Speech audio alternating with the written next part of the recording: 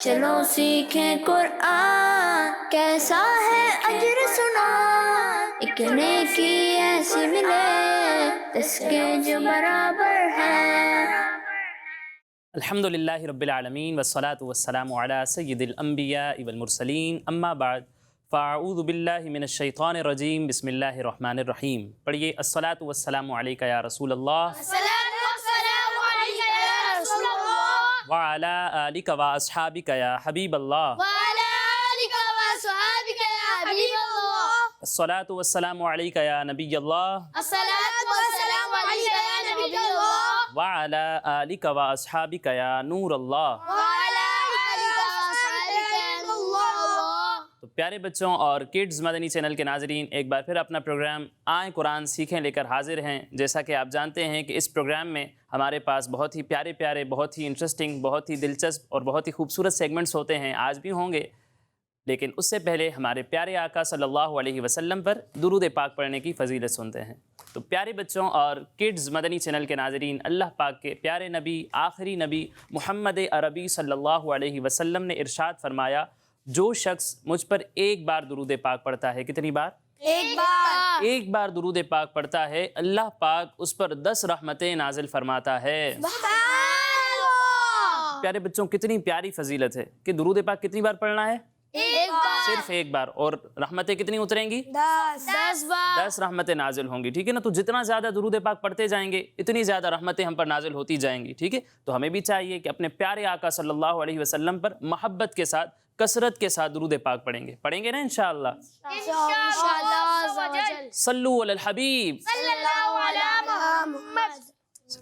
تو پیارے بچوں اور کڈز مدنی چینل کے ناظرین، آئیے بڑھتے ہیں اپنے پہلے سیگمنٹ کی جانب، جس کا نام ہے آئیں پڑھیں قرآن۔ چلو سیکھیں قرآن، چلو سیکھیں قرآن۔ جی پیارے بچوں، تو سب سے پہلے آپ بتائیں کہ ہم اپنے سیگمنٹ میں کرتے کیا ہیں؟ قرآن پاک سیکھتے ہیں، اور قرآن پاک کو آسان طریقے سے سیکھنے کی کوشش کرتے ہیں۔ جو غلطیاں عموماً ہوتی رہتی ہیں قرآن پاک کو پڑھنے میں، انہیں درست کرنے کی کوشش کرتے ہیں۔ کچھ آیات ہمارے پاس ہوتی ہیں تو انہیں ہم پڑھنے کی کوشش کرتے ہیں۔ آج بھی کچھ آیات ہیں، تو کون سی سورت ہے یہ؟ سورہ قلم۔ سورہ قلم ہے، اور آیات کون سی ہیں ہمارے پاس؟ 25 نہیں ہے، یہ 35 ہے۔ 35، 36، 37 اور 38، یہ 4 آیات آج ہم انشاءاللہ سیکھیں گے۔ تو پہلے میں آپ کو یہ آیات پڑھ کر سناتا ہوں، اس کے بعد مل کر ان آیات کی تلاوت کریں گے۔ بسم اللہ الرحمن الرحیم۔ افنجعل المسلمین کالمجرمین ما لکم کیف تحکمون ام لکم کتاب فیہ تدرسون ان لکم فیہ لما تخیرون۔ پیارے بچوں، سب سے پہلے آپ دیکھیں یہاں لکھا ہوا ہے جیم، اور جیم پر کیا ہے؟ وہ دال والی شکل، دال والی شکل ہے۔ اور کسی کو معلوم ہے اسے کیا کہتے ہیں دال والی شکل کو؟ ساکن۔ نہیں، ساکن نہیں کہتے۔ پیارے بچوں، یہ جو جیم پر آپ چھوٹی سی دال دیکھ رہے ہیں، اسے کہتے ہیں جزم۔ کیا کہتے ہیں؟ جزم۔ کیا کہتے ہیں؟ جزم۔ جزم کہتے ہیں۔ اور جس حرف پر جزم ہو اسے کہتے ہیں ساکن۔ کیا کہتے ہیں؟ ساکن۔ یعنی یہ جو جیم ہے، یہ جیم ساکن ہے، ٹھیک ہے؟ اور یہ جو علامت آپ دیکھ رہے ہیں، اسے کیا کہتے ہیں؟ جزم۔ جزم کہتے ہیں، ٹھیک ہے؟ اب پیارے بچوں، یہاں پر جیم ساکن ہے، جیم پر جزم آ رہا ہے۔ جیم جو ہے یہ حروف قلقلہ میں سے ہے۔ کن میں سے ہے؟ حروف قلقلہ۔ کن میں سے ہے؟ حروف قلقلہ۔ حروف قلقلہ کتنے؟ آپ بتائیں۔ حروف قلقلہ 5 ہیں۔ حروف قلقلہ 5 ہے۔ کون کون سے، یہ کوئی بتائے گا؟ چلیں لکھ کر بتائیے کوئی۔ چلیں آپ آ جائیں، لکھیں کون کون سے حروف قلقلہ؟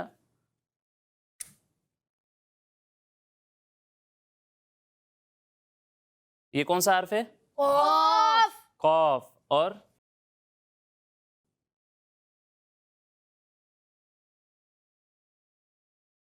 کتنے ہو گئے؟ 3 ہو گئے۔ چلیں آگے لکھیں،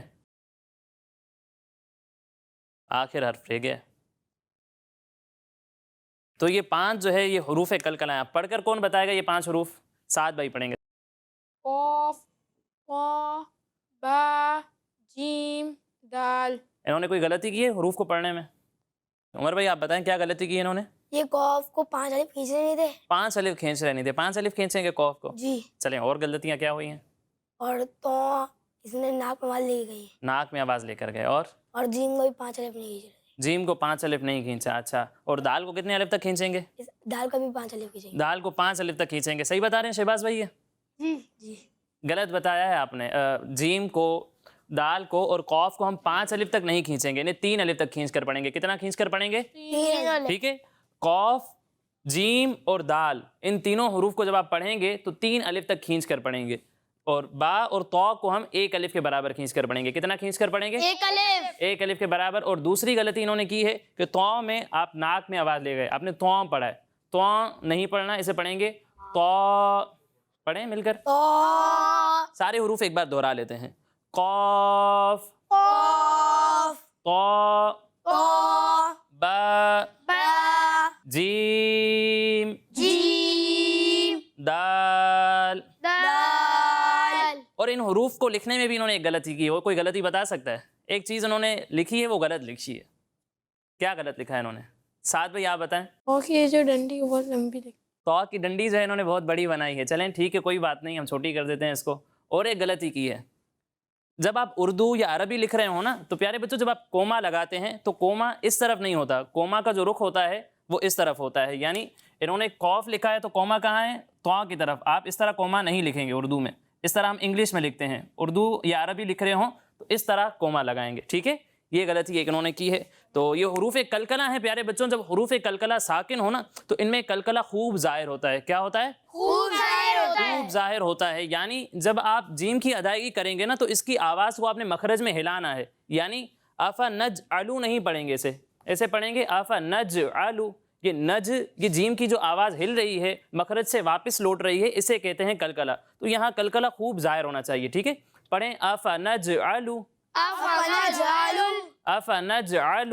افنجعل. اچھا، دوسری غلطی بھی آپ نے یہیں کر دی، وہ یہ ہے کہ عین کی ادائیگی آپ نے صحیح نہیں کی. ٹھیک ہے، عین اور حمزہ ان میں ایک فرق ہے ادائیگی میں. آپ نے جو ہے عین کو حمزہ کے طریقے سے پڑھا ہے، حمزہ نہیں ہے، یہ لکھا ہوا ہے عین. دونوں میں فرق کیا ہے؟ کوئی بتا سکتا ہے آپ میں سے؟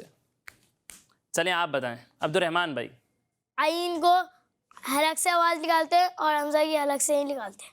صحیح بتا رہے ہیں؟ یہ غلط بتا رہے ہیں. حمزہ کو حلق کے نیچے والے حصے سے پڑھتے ہیں. ٹھیک ہے، حمزہ کو حلق کے نیچے والے حصے سے پڑھتے ہیں اور عین کو حلق کے درمیان والے حصے سے پڑھتے ہیں. یعنی اسے پڑھیں گے حمزہ زبر آ. حمزہ زبر آ. جھٹکا نہیں دینا اس میں. جب آپ کسی حرف پر حرکت لگاتے ہیں تو اسے بغیر کھینچے، بغیر جھٹکا دیے پڑھتے ہیں. آ، یہ غلط ہو جائے گا. ٹھیک ہے، حمزہ زبر آ. حمزہ زبر آ. اور اسے پڑھیں گے عین زبر آ. عین زبر آ. دونوں میں فرق سمجھ میں آیا؟ اس فرق کا بھی آپ نے یہاں پر خیال رکھنا ہے. ٹھیک ہے، پھر اس کے بعد پیارے بچوں یہاں پر آپ دیکھیں یہاں بھی جیم ساکن ہے تو یہاں بھی کلکلہ خوب ظاہر ہونا چاہیے. ٹھیک ہے، اور یہاں تقریباً یہاں چاروں آیات کے آخر میں ایک قاعدہ لگ رہا ہے. چاروں آیات کے آخر میں وہ قاعدہ کون سا ہے؟ کوئی بتا سکتا ہے؟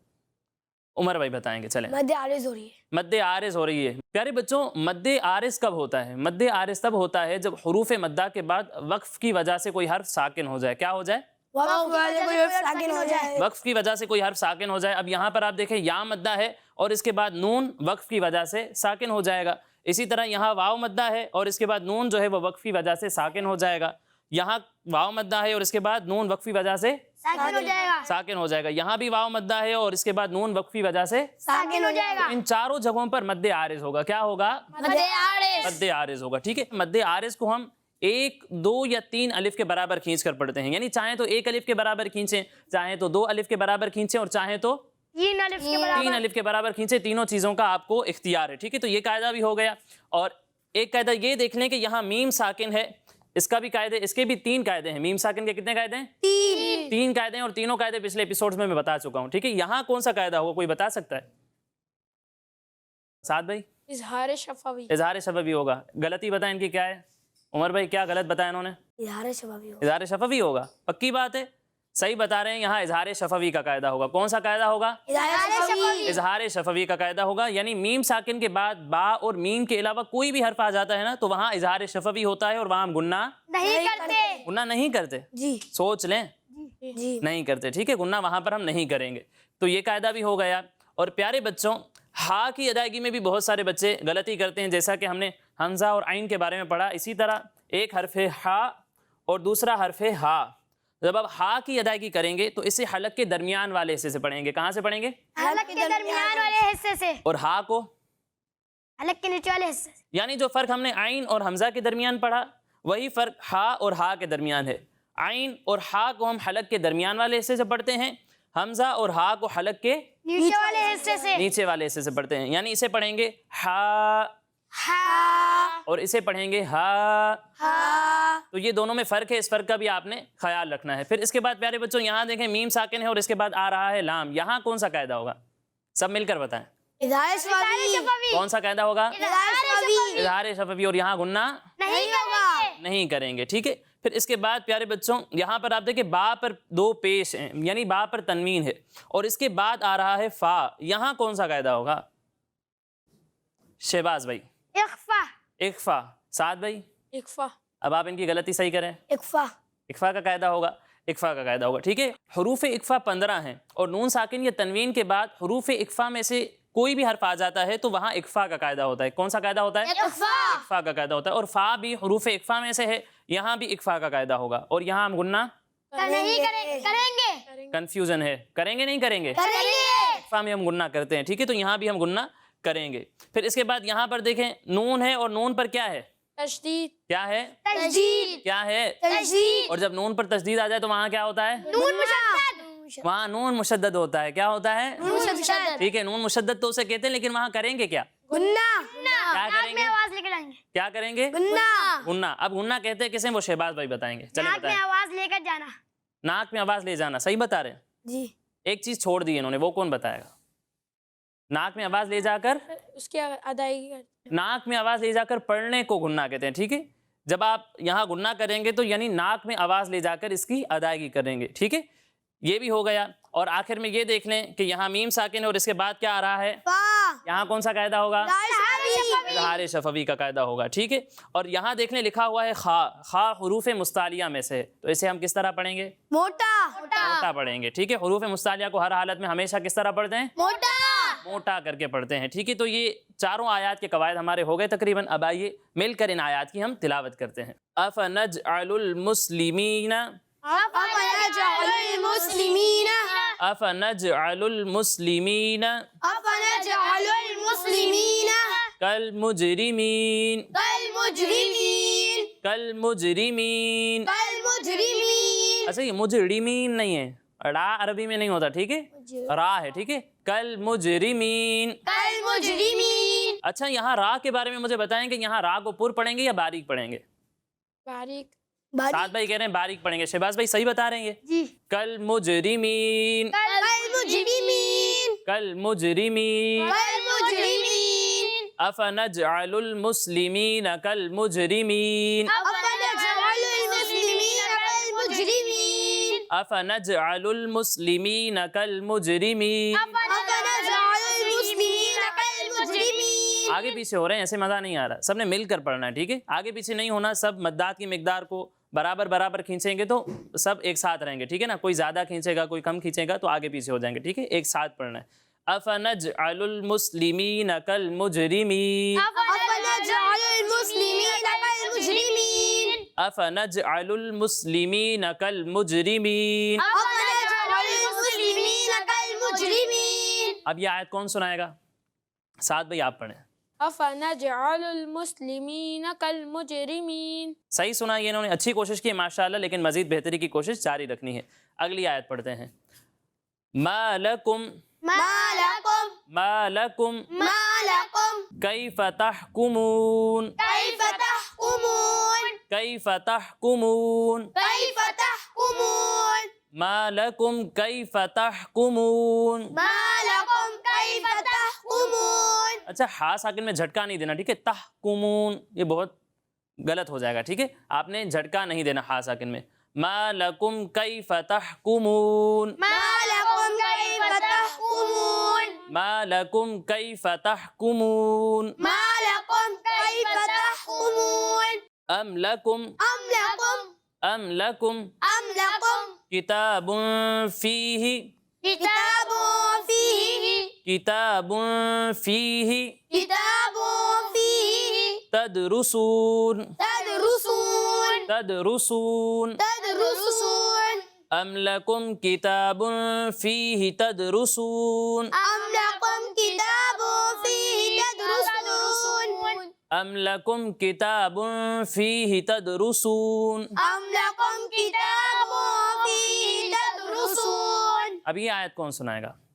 شہباز بھائی پڑھیں. ام لکم کتاب فیہ تدرسون. کتاب، ان میں تا کو آپ نے بہت زیادہ کھینچا تو آپ نے اسے ایک الف کے برابر کھینچنا ہے. ٹھیک ہے، اچھی کوشش ہے لیکن مزید بہتری کی کوشش جاری رکھنی ہے.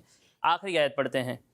ان لکم ان لکم ان لکم ان لکم فیہ فیہ لما تخیرون لما تخیرون لما تخیرون لما تخیرون لما تخیرون لما تخیرون ان لکم فیہ لما تخیرون. ان لکم فیہ لما تخیرون. اچھا کون سنائے گا یہ آیت؟ عمر بھائی آپ پڑھیں. ان لکم فیہ لما تخیرون. اچھی کوشش کی ہے آپ نے لیکن خا کی ادائیگی میں مسٹیک آپ کی ابھی بھی باقی ہے. خا کی ادائیگی واضح کریں، غین کے ساتھ ملنا نہیں چاہیے. ٹھیک ہے، خا بالکل واضح ہونا چاہیے، خا کی ادائیگی اسی کے مخرج سے ہونی چاہیے. ماشاءاللہ سب نے اچھی کوشش کی لیکن مزید بہتری کی کوشش جاری رکھنی ہے. چھوٹی چھوٹی غلطیاں ہیں وہ آپ پریکٹس کرتے رہیں گے، بار بار پڑھتے رہیں گے تو انشاءاللہ ٹھیک ہو جائیں گی. پیارے بچوں اور کڈز مدنی چینل کے ناظرین، اسی کے ساتھ ہمارا یہ پہلا سیگمنٹ مکمل ہوا. اب آئیے بڑھتے ہیں اپنے اگلے سیگمنٹ کی جانب جس کا نام ہے قرآن میں ذکر ہے. چلو سیکھیں قرآن، چلو سیکھیں قرآن. تو پیارے بچوں آج ہم اپنے سیگمنٹ میں 3 کنجوس بھائیوں کا واقعہ سنیں گے. کن کا واقعہ سنیں گے؟ 3 کنجوس بھائیوں کا واقعہ. کنجوس پیارے بچوں بخیل یعنی جو پیسے خرچ نہ کرے استعمال کی جگہ پر بھی. ایسے تو پیسے خرچ کرنے کا مطلب یہ نہیں ہے خرچ کرتے ہی جائیں، نہیں، استعمال کی جگہ پر بھی جو خرچ نہ کرے، پیسے ضرورت کی جگہ پر بھی جو خرچ نہ کرے اسے کہتے ہیں کنجوس، اسے کہتے ہیں بخیل. ٹھیک ہے، تو آج ہم 3 کنجوس 3 بخیل بھائیوں کا واقعہ سننے والے ہیں، تو آپ نے توجہ کے ساتھ سننا ہے. پیارے بچوں یمن کا ایک شہر ہے صنعا. کیا نام ہے شہر کا؟ صنعا. صنعا شہر کے قریب ایک خوبصورت باغ تھا. یہ باغ بہت ہرا بھرا اور پھلدار تھا، اور اس باغ کا جو مالک تھا نا وہ بڑا ہی نیک تھا اور بہت ہی سخی تھا. اور اس شخص کی عادت یہ تھی کہ اس باغ کے جتنے پھل زمین پر خود سے گر جاتے تھے نا وہ سارے کے سارے پھل فقیروں کو صدقہ کر دیتا تھا. کن کو دے دیتا تھا؟ فقیروں کو صدقہ کر دیتا تھا اور کہتا کہ یہ سارے پھل تمہارے ہیں، تم اٹھا لو. پھر جب باغ سے پھل توڑے جاتے تو درختوں کے نیچے کپڑے بچھا دیے جاتے، جو پھل کپڑوں پر گرتے وہ بھی فقیروں کو دے دیتا تھا. پھر جو خالص اس کا اپنا حصہ بچتا تھا نا اس میں سے بھی 10واں حصہ فقیروں کو دے دیتا تھا. اتنا زیادہ وہ سخی تھا اور فقیروں پر صدقہ کرنے والا تھا. اس شخص کے 3 بیٹے تھے. کتنے بیٹے تھے؟ 3 بیٹے تھے اور تینوں ہی کنجوس تھے. پھر کیا ہوا، جب اس شخص کا انتقال ہوا تو باغ جو ہے وہ ان تینوں بیٹوں کے حصے میں آیا. ان تینوں بیٹوں نے اس باغ کو اپنے قبضے میں لے لیا. اب انہوں نے سوچا کہ ہمارے والد صاحب تو اکیلے تھے اور وہ اتنی سخاوت کر لیا کرتے تھے، فقیروں کو اپنا مال بھی دے دیتے تھے، اتنا خرچ ان پر کر لیتے تھے اور ان کے لیے اس کے بعد بھی کافی سارا حصہ بچ جاتا تھا. لیکن اب ہم تو 3 ہیں، وہ 1 تھے، ہم 3 ہیں اور پھر ہمارے بھی بچے ہیں. اگر ہم بھی اسی طرح سخاوت کریں گے، فقیروں کو جو ہے وہ پھل دے دیا کریں گے تو ہمارے لیے پھل نہیں بچیں گے. لہٰذا بہتر یہی ہے کہ ہم اتنی زیادہ سخاوت نہ کریں بلکہ پھل جو ہے وہ اپنے لیے بچا کر رکھیں، فقیروں پر صدقہ نہ کریں. انہوں نے یہ سوچا. پیارے بچوں جب باغ کے پھل تیار ہو گئے نا تو ایک رات تینوں بھائی بیٹھ کر یہ پلان کرنے لگے کہ اگلے دن پھل توڑنے ہیں، اور یہ پلان کیا اور آپس میں قسم کھائی کہ صبح صبح لوگوں کے اٹھنے سے پہلے ہی باغ میں چلیں گے اور اندھیرے میں جا کر سارے پھل توڑ لیں گے تاکہ غریبوں کو پتہ ہی نہ چلے کہ آج ہم نے پھل توڑے ہیں. انہوں نے یہ پلان کیا. پیارے بچوں ان سب نے یہ پلان بنا لیا اور اس پر وہ خوش بھی تھے. لیکن یہ جو انہوں نے پلان بنایا تھا نا کہ خود ہی سارے پھل توڑ لیں گے اور فقیروں پر صدقہ نہیں کریں گے، یہ اچھی بات نہیں تھی کیونکہ انہوں نے کنجوسی کی اور سخاوت کرنے سے منع کر دیا. اور دوسری بات یہ بھی کہ انہوں نے اس کام کرنے پر انشاءاللہ نہیں کہا تھا، ہے نا. کوئی بھی کام کرنا ہو تو اس پر انشاءاللہ کہنا چاہیے کہ اللہ اگر چاہے گا تو یہ کام ہوگا. ٹھیک ہے، لیکن انہوں نے ایسا نہیں کہا تھا. تو پھر کیا ہوا پیارے بچوں، اس واقعے کو قرآن پاک میں بھی بیان کیا گیا ہے. قرآن پاک کے پارہ نمبر 29 سورہ قلم جس کی ہم تلاوت کر رہے ہیں اس کی آیت نمبر 17 سے 33 میں یہ واقعہ موجود ہے. ان میں سے کچھ آیات ہم سنتے ہیں. اللہ پاک قرآن پاک میں ارشاد فرماتا ہے اِنَّا بَلَوْنَاهُمْ كَمَا بَلَوْنَا أَصْحَابَ الْجَنَّةِ إِذْ أَقْسَمُوا لَيَصْرِمُنَّهَا مُصْبِحِينَ وَلَا يَسْتَثْنُونَ فَطَافَ عَلَيْهَا طَائِفٌ مِّن رَّبِّكَ وَهُمْ نَائِمُونَ. ترجمہ کنز العرفان. بے شک ہم نے انہیں جانچا جیسا باغ والوں کو جانچا تھا جب انہوں نے قسم کھائی کہ ضرور صبح ہوتے اس باغ کو کاٹ لیں گے، اور انشاءاللہ نہیں کہہ رہے تھے تو اس باغ پر تیرے رب کی طرف سے ایک پھیری کرنے والا پھیری کر گیا جب کہ وہ سو رہے تھے۔ پیارے بچوں، ہوا کیا تھا پھر؟ انہوں نے یہ پلاننگ کر لی تھی اور پھر وہ سارے سو گئے تھے، تو ہوا کیا؟ ہوا یہ پیارے بچوں، جب صبح ہوئی تو تینوں بھائی اندھیرے میں اپنے باغ کی طرف روانہ ہو گئے، اور راستے میں ایک دوسرے کو کہتے ہوئے جا رہے تھے کہ آج کوئی بھی غریب ہمارے باغ میں نہیں آئے گا، کیونکہ وہ اتنی رات کو نکلے تھے، سارے لوگ تو سوئے ہوئے تھے۔ جب یہ اپنے باغ کے پاس گئے تو دیکھا کہ ان کا سارا باغ جل چکا ہے، اس باغ کو آگ لگ گئی تھی۔ پہلے تو انہیں اس بات کا یقین ہی نہیں آ رہا تھا کہ یہ ہمارا باغ ہے، جب انہوں نے غور سے دیکھا تو یہ واقعی انہی کا باغ تھا اور وہ باغ جل چکا تھا۔ پیارے بچوں، ان تینوں بھائیوں میں سے جو سمجھدار بھائی تھا نا، زیادہ سمجھدار تھا جو وہ کہنے لگا کہ میں نے تمہیں کہا تھا نا کہ اس برے کام سے توبہ کر لو اور اللہ پاک کا شکر ادا کرو۔ پھر سب بھائیوں نے آپس میں کہا کہ واقعی ہم غلطی پر تھے اور ہم سے غلطی ہوئی ہے، ہم نے اللہ پاک کی نافرمانی کی ہے، ہم نے اللہ پاک کی نعمتوں کا شکر ادا نہیں کیا بلکہ ہم نے ناشکری کی ہے، ہم نے اپنے ابو جان کے طریقے کو چھوڑ دیا کہ وہ اس باغ سے غریبوں پر صدقہ کیا کرتے تھے، لیکن ہم نے وہ کام چھوڑ دیا۔ پھر انہوں نے اللہ پاک کی بارگاہ میں سچے دل سے توبہ کی تو اللہ پاک نے انہیں اس سے بھی اچھا باغ عطا فرمایا، سبحان اللہ، جس کا نام باغ حیوان تھا۔ کیا نام تھا؟ باغ حیوان۔ باغ حیوان۔ انہوں نے ناشکری کی تھی اور انہوں نے خرچ کرنے سے منع کیا تھا تو ان کا باغ جل گیا، لیکن جب انہوں نے اللہ پاک کا شکر ادا کیا اور سچے دل سے توبہ کر لی تو اللہ پاک نے انہیں ایک اور باغ عطا فرمایا۔ تو اس سے ہمیں سیکھنے کو کیا ملا؟ سعد بھائی بتائیں۔ ہمیں ہر حال میں اللہ پاک کا شکر ادا کرنا چاہیے، ہمیں ہر حال میں اللہ پاک کا شکر ادا کرنا چاہیے، ٹھیک ہے، صدقہ دیتے جائیں، صدقہ دیتے جائیں، صدقہ کرتے رہنا چاہیے۔ اور عمر بھائی کیا سیکھنے کو ملا؟ اور کبھی کنجوسی نہیں کرنی چاہیے، کنجوسی نہیں کرنی چاہیے۔ پیارے بچوں، اس واقعے سے ہمیں یہ بھی پتہ چلا کہ جب آپ کسی کام کا ارادہ کرتے ہیں تو ہر نیک اور جائز کام سے پہلے انشاءاللہ کہنا چاہیے۔ کیا کہنا چاہیے؟ انشاءاللہ۔ انشاءاللہ کہنا چاہیے۔ انشاءاللہ کا مطلب ہے کہ اگر اللہ پاک نے چاہا تو اس کی برکت پیارے بچوں یہ ہوتی ہے کہ اس کام کو مکمل کرنے میں آسانی ہوتی ہے۔ ہر اچھے کام سے پہلے انشاءاللہ کہنا چاہیے۔ اور دوسری بات یہ بھی پتہ چلی کہ کنجوسی نہیں کرنی چاہیے، کمزور لوگوں کی مدد کرنی چاہیے، کمزور لوگوں کی ہمدردی کرنی چاہیے، ٹھیک ہے نا۔ اور جو اچھے کام ہمیں ہمارے والدین کیا کرتے تھے، ہمارے بزرگ کیا کرتے تھے، تو ہمیں بھی ان کے نقشے قدم پر چل کر ایسے اچھے اچھے کام کرتے رہنے چاہیے، ہے نا۔ اگر ہمارے والد صاحب صدقہ کرتے تھے تو ہمیں بھی چاہیے ان کے نقشے قدم پر چلیں، صدقہ خیرات کریں۔ ہمارے والد صاحب بہت زیادہ قرآن پاک کی تلاوت کیا کرتے تھے تو ہم بھی ان سے یہ فعل لیں، ان سے یہ سیکھیں اور ہم بھی قرآن پاک کی تلاوت کیا کریں، کثرت سے یہ نیک اعمال کیا کریں اور اللہ پاک کا ہر حال میں شکر ادا کرتے رہا کریں، ٹھیک ہے۔ تو یہ سارے سبق ہمیں اس واقعے سے سیکھنے کو ملے، اور یہ تھا ہمارا سیگمنٹ قرآن میں ذکر ہے۔ بڑھتے ہیں اپنے آخری سیگمنٹ کی جانب، اس کا نام ہے چلو سیکھیں قرآن، چلو سیکھیں قرآن۔ تو پیارے بچوں اور کڈز مدنی چینل کے ناظرین، سیگمنٹ ہے ہمارا 10 سوال، اور آج ایک طرف ہے ہمارے محمد سعد بھائی اور دوسری طرف ہیں محمد شہباز بھائی۔ ان دونوں کے درمیان کمپٹیشن ہوگا، مقابلہ ہوگا، لیکن اس سے پہلے ہمیشہ کی طرح کمپٹیشن کے رولز سن لیتے ہیں۔ جی سعد بھائی، کیا رولز ہیں ہمارے سیگمنٹ کے؟ اگر ہم لوگ نے صحیح جواب دے دیے تو 10 پوائنٹ ملیں گے، 10 پوائنٹس ملیں گے۔ اگر جواب نہیں دے سکتے تو آپ کے پاس ایک چانس ہوگا، آپشنس لے سکتے ہیں۔ آپشنز لے سکتے ہیں، ٹھیک ہے۔ اگر آپشنس لے کے ٹھیک جواب بتا دیے تو آپ کو 5 پوائنٹس ملیں گے، 5 پوائنٹس ملیں گے پھر بھی، چلیں ٹھیک ہے۔ اور غلط جواب بتایا تو 0 پوائنٹس۔ 0 پوائنٹ، ٹھیک ہے۔ اگر آپ صحیح جواب دیں گے تو 10 پوائنٹس، آپشنز لے کر اگر آپ صحیح جواب دیں گے تو 5 اور پوائنٹ، غلط جواب دیں گے تو 0 پوائنٹ۔ 0 پوائنٹس، کوئی پوائنٹ نہیں ملے گا، ٹھیک ہے۔ سب سے پہلا سوال ہمارے سعد بھائی سے ہے، آپ تیار ہیں؟ جی شہباز بھائی آپ بھی تیار ہیں؟ ٹھیک ہے۔ سعد بھائی پہلا سوال آپ سے ہے، آپ بتائیں سورہ قدر میں کتنے رکوع ہیں؟ 1۔ سورہ قدر میں 1 رکوع ہے اور ان کا یہ جواب بالکل درست ہے۔ ہمارے سعد بھائی کو اس پہلے سوال میں ملے ہیں 10 پوائنٹس۔ اب اگلا سوال ہے شہباز بھائی سے۔ شہباز بھائی، قرآن پاک کی وہ کون سی صورت ہے جس کی ہر آیت کے آخر میں ایک حرف سین آتا ہے؟ سورۃ الناس۔ سورہ ناس کی ہر آیت کے آخر میں یہ کہہ رہے ہیں ہر سین آتا ہے اور ان کا یہ جواب بالکل درست ہے۔ سبحان اللہ۔ کتنے پوائنٹس ملیں گے؟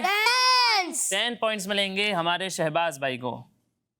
سعد بھائی اگلا سوال آپ سے ہے، آپ بتائیں قرآن پاک کی کس منزل میں سب سے زیادہ سورتیں ہیں؟ 7ویں منزل۔ 7ویں منزل۔ قرآن پاک کی منزلیں کتنی ہیں معلوم ہے آپ کو؟ کتنی منزل ہے؟ 7 منزلیں۔ 7 منزلیں ہیں اور آپ کہہ رہے ہیں سب سے آخری منزل میں سب سے زیادہ سورتیں ہیں۔ کیا لگتا ہے شہباز بھائی، غلطی نہیں کی انہوں نے؟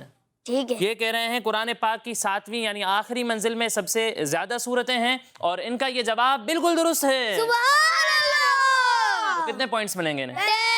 10 پوائنٹس ملیں گے ہمارے سعد بھائی کو. اور اب اگلا سوال ہوگا شہباز بھائی سے. شہباز بھائی آپ بتائیں قرآن پاک کا پہلا سجدہ کس پارے میں ہے؟ 9ویں پارے میں ہے پہلا سجدہ. یہ کہہ رہے ہیں قرآن پاک کا پہلا سجدہ 9ویں پارے میں ہے. قرآن پاک میں ٹوٹل 14 سجدے ہیں اور آپ کہہ رہے ہیں سب سے پہلا ہی 9ویں پارے میں آتا ہے. عبدالرحمن بھائی بتا رہے ہیں صحیح جواب. چلیں عبدالرحمن بھائی. 29 پارے میں. پارہ نمبر 29 میں یہ کہہ رہے ہیں پہلا سجدہ ہے اور آپ کا یہ جواب بالکل غلط ہے. ہمارے شہباز بھائی کا جواب بالکل درست ہے. کتنے پوائنٹس ملیں گے شہباز بھائی کو؟ 10 پوائنٹس ملیں گے. ٹھیک ہے اور اب تک دونوں برابر ہیں, کسی نے کوئی پوائنٹ نہیں چھوڑا. آگے دیکھتے ہیں کیا ہوتا ہے. سعد بھائی آپ بتائیں سورہ آل عمران میں کتنی آیتیں ہیں؟ 200 یہ کہہ رہے ہیں سورہ آل عمران میں آیتیں ہیں اور ان کا یہ جواب بالکل درست ہے. سعد بھائی کو اس سوال میں بھی مل چکے ہیں 10 پوائنٹس. آگے دیکھتے ہیں شہباز بھائی کیا کرتے ہیں. شہباز بھائی قرآن پاک کی ایک مشہور آیت ہے ما کان محمد ابا احد من رجالکم. پوری آیت, یہ آیت قرآن پاک کے کس پارے میں ہے؟ 22ویں پارے میں ہے اور ان کا یہ جواب بالکل درست ہے. تو ہمارے شہباز بھائی کو بھی ملے ہیں اس سوال میں 10 پوائنٹس. اب اگلا سوال ہوگا سعد بھائی سے. کوئی بھی پوائنٹ چھوڑنے کے لیے تیار نہیں ہے, ایسے کون جیتے گا پھر؟ کوشش کریں کوئی تو پیچھے آئے. سعد بھائی آپ بتائیں سورہ مزمل کون سے پارے میں ہے؟ 29ویں پارے میں ہے سورہ مزمل. ان کا یہ جواب بالکل درست ہے.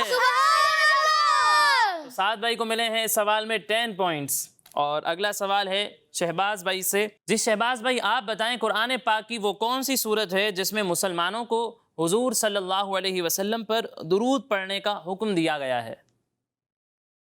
دے دوں آپشنز؟ چلیں شہباز بھائی آپشنز لے رہے ہیں تو آپ کے پاس آپشنز ہیں سورہ بقرہ, سورہ آل عمران یا پھر سورہ احزاب. اس کا صحیح جواب ہے سورہ احزاب اور ہمارے شہباز بھائی کو اس سوال میں کوئی پوائنٹ نہیں ملے گا. چلیں اب اگلا سوال شہباز بھائی سے ہی کرتے ہیں. ٹھیک ہے ہمارے سعد بھائی پہلے سے ہی 40 پوائنٹس لے چکے ہیں. آپ دیکھتے ہیں کیا کرتے ہیں. شہباز بھائی آپ بتائیں قرآن پاک کی وہ کون سی صورت ہے جو نبی پاک صلی اللہ علیہ وسلم کے قبیلے کے نام پر ہے؟ سورہ قریش حضور علیہ الصلوۃ والسلام کے قبیلے کے نام پر ہے. ہمارے پیارے آقا صلی اللہ علیہ وسلم کا تعلق قبیلہ قریش سے تھا. ان کا یہ جواب بالکل درست ہے. تو اس سوال میں ہمارے شہباز بھائی کو ملے ہیں 10 پوائنٹس اور ان کا ٹوٹل ہو چکا ہے 40 پوائنٹس. اور ہمارے سعد بھائی پہلے سے ہی 40 پوائنٹس لے چکے ہیں لیکن اب دیکھتے ہیں کہ کیا کرتے ہیں آگے. یہ اگر یہ صحیح جواب دیں گے تو جیت جائیں گے ورنہ پھر مقابلہ برابر ہو جائے گا. سعد بھائی آپ بتائیں 25واں پارہ کن الفاظ سے شروع ہوتا ہے؟ الیہ یردو سے 25واں پارہ شروع ہوتا ہے اور ان کا یہ جواب بالکل درست ہے. اس سوال میں بھی ہمارے سعد بھائی کو مل چکے ہیں 10 پوائنٹس اور ان کا ٹوٹل ہے 50 پوائنٹس. تو کون ونر ہے؟